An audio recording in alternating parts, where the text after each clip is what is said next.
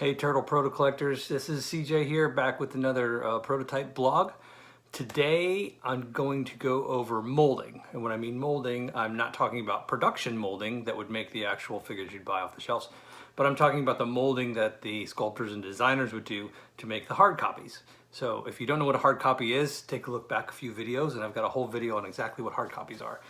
But today I wanted to look at some molds and show you guys sort of how the molding process works. So here is a typical mold. You can see it's rubbery. It's made out of a material called silicone.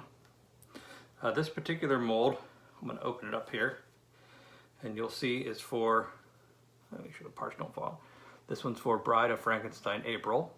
You can see it still has a few parts left in there. So sometimes the sculptors would leave a hard copy set of parts in the mold because it would help the mold to retain its shape when it was stored. So often you will find these molds like this with hard copy parts in it. This one unfortunately didn't have all of them, but it did have most of both legs and arm and the head, which was cool.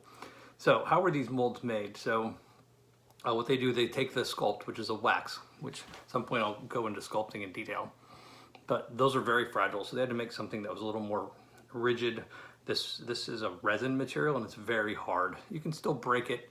It's fragile, but it's not super fragile like a wax would be. So they'd lay this up in like a box, and they would put clay or some other kind of material up to about the halfway point. You can see this is like half of the mold is sticking out, right?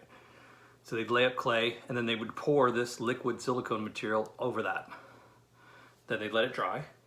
They'd pull it out, and they'd be left with something that looked a lot like this. So they'd have one half of the mold done.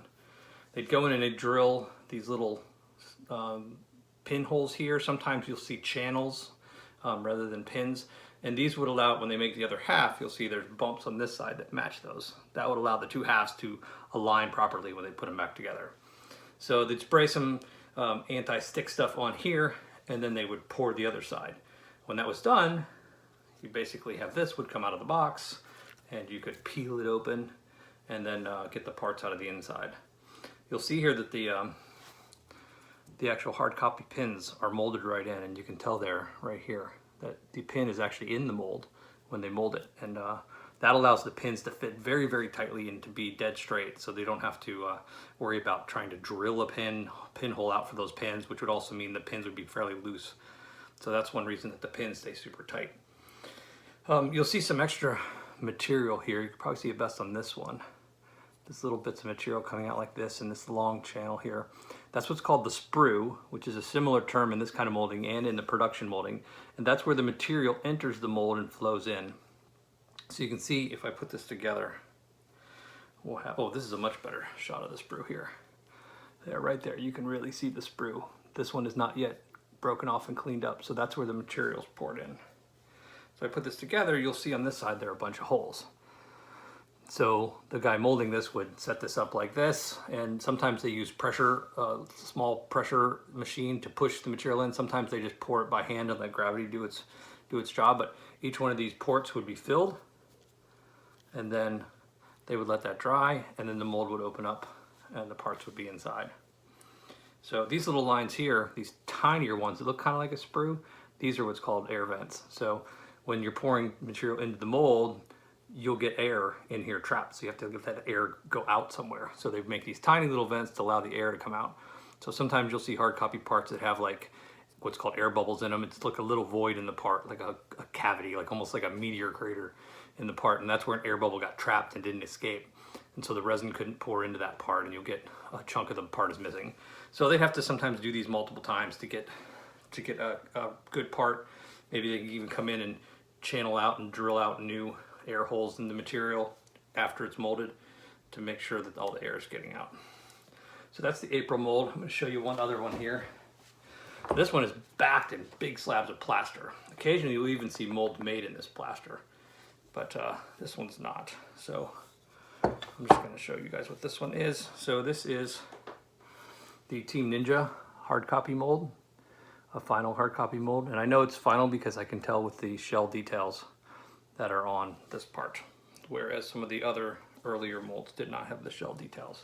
So another thing they'd use these molds for is if they need to shrink the part down, if they made it a little bit too big, or for some reason they wanted to shrink it. Here's the other side, and you can really see those shell details right here in the arm. So whenever you mold something like this, the resin material inside will shrink a little tiny bit away from it. So for this particular Team Ninja mold, there were several reduction molds, they're called, done, where the sculptor remolded and recast these 3 or 4 times to take, I don't know, you might take a percentage or 2 off the total height of the figure each time. So if you wanted to reduce it by 6%, you might have to do it 3 times to get the height down a little bit. So that's another thing they use these molds for. And then they'd make multiple copies out of all these. Those hard copies would be used for, some would be painted up to be sent to the factory to show them the paint that they wanted. Some would be painted and sent to Toy Fair. Some would be painted and sent to the catalog photographer for photographing. And then some unpainted ones would usually be made, some as backups, and then others, one unpainted or 2 would be sent to the factory to use as the tooling master to actually make the production tool. So that is hard copy molds, sometimes all called silicone molds. So hope you enjoyed it. Keep learning, keep collecting. Bye.